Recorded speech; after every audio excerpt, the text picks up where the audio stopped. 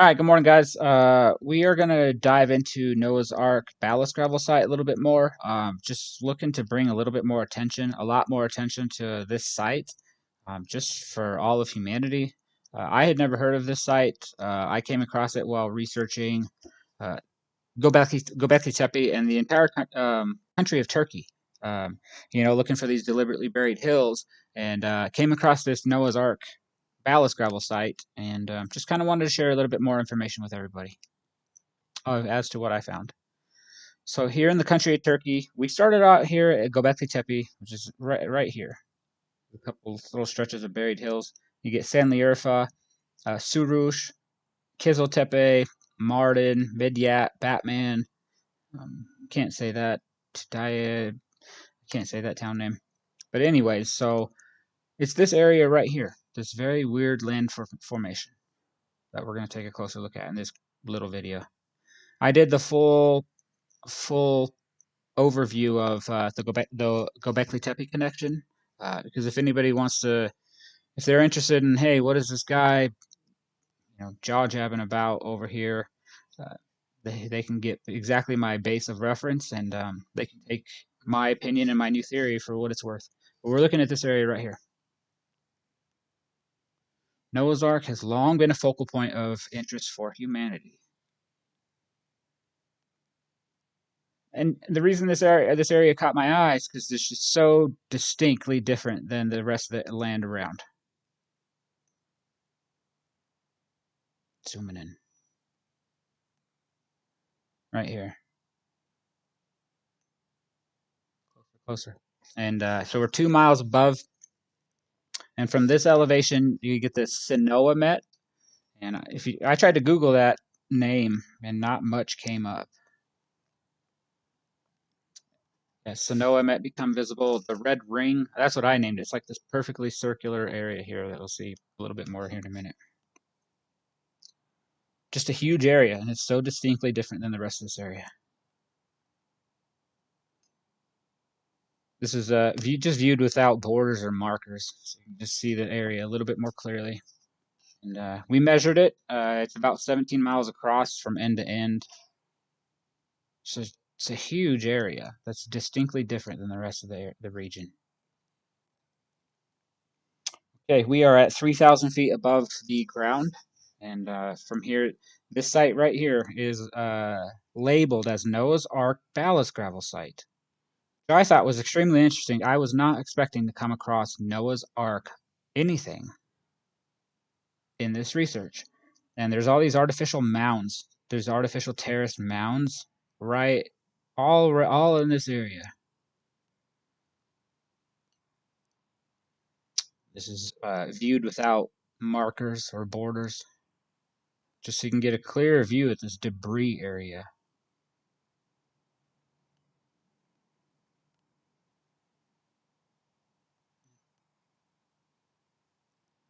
And so zoomed in views of the Noah's Ark ballast gravel site with this 550-foot reference line, or it's 165-meter, viewed from above and from the east.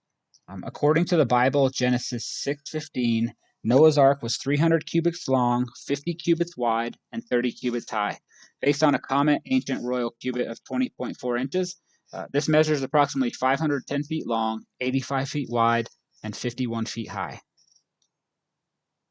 I just think it's very interesting that this debris, this gravel, Noah's Ark ballast gravel site is in that 500-foot ballpark range. Yeah. This is extremely close to the biblical account of Noah's Ark being approximately 450 to 510 feet long. So it's just extremely interesting.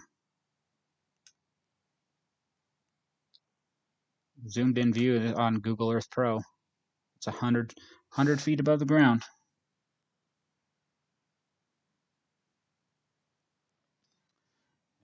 As we continue to explore the Noah's Ark ballast gravel site, it continues to inspire awe.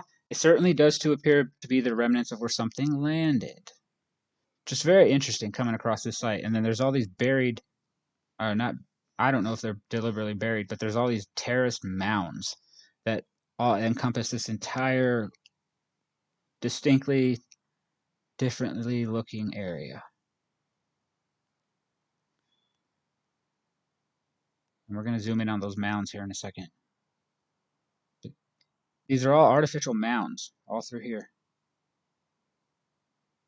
You'll see the distinct terracing here in a second.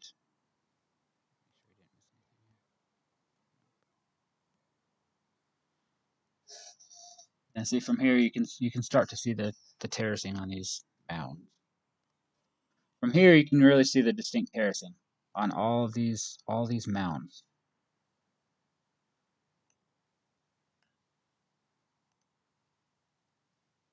Here's a completely artificial mound.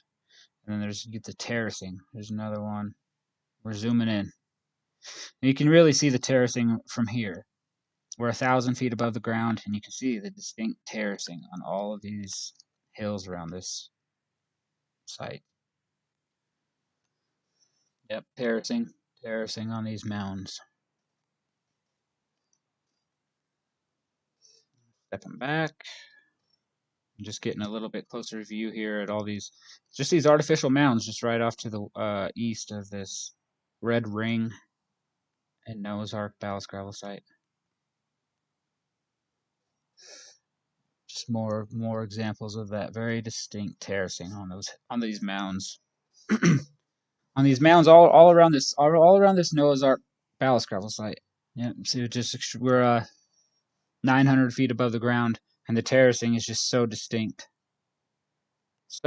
on these mounds. One thing we did is we measured this red ring. It's approximately 1,800 feet across in diameter, so it's huge. And I don't know what it is. I just happened to name it the red ring because it just looks like a red ring from above. Okay. More exploration of this very weird looking area. All right. As we finish up our exploration on the southern end of this site, we find another very interesting location with terracing on the hills and seemingly organized stones or something that's seemingly buried. We zoom in. Yeah. So the entire Noah's Ark Ballast gravel site has many interesting areas that are deserving of much more exploration, examination, and analysis. We're zooming in on that southern end and the end. All right, guys. So yeah, I just wanted to bring a little bit more attention to just Noah's Ark in general. I was not expecting to come across this site uh, in doing the research for this Göbekli Tepe connection, and I think it's very interesting how Noah's Ark is all about a big flood, and all around the world there's these myths and stories about a giant flood that destroyed the earth, and just very interesting coming across in this research. Researching Göbekli Tepe, which is deliberately buried, finding all these deliberately buried hills across the entire country of Turkey, basically unlocking a lost ancient civilization, because that's the only explanation that there could be. And then at the very end, figuring out a way to work this into the book, and but it fits in perfectly because there's this terraced mounds, and it all goes into the great big story. So if you follow the likes of Graham Hancock, Randall Carlson, it fits right into this big story that into this search for a lost ancient advanced civilization that thrived during that last ice age prior to the Younger Dryas catastrophe. Whatever destroyed 50 to 75% of whatever was here. Um, everything just kind of is leaning and pointing towards that. Just more of the same, but specifically wanted to make a little video about this Noah's Ark ballast gravel site, just for everyone to kind of to just get a better look at this, and it kind of sparked, the idea that what gave me this idea is I've seen in the last few months, maybe 6 months, some very reputable news, publications put out there of, oh, we found Noah's Ark. Did we find Noah's Ark site? And it's a dirt formation in Turkey that they're talking about. I think it's in Turkey, but it's just a regular dirt formation, and it looks fantastic. It looks like a little formed ship, but I just wanted to point this site out because I feel like a lot of people haven't heard about this, and yeah, just wanted to bring more attention to it. All right, I hope you guys are all having a nice day wherever you are, and take care now.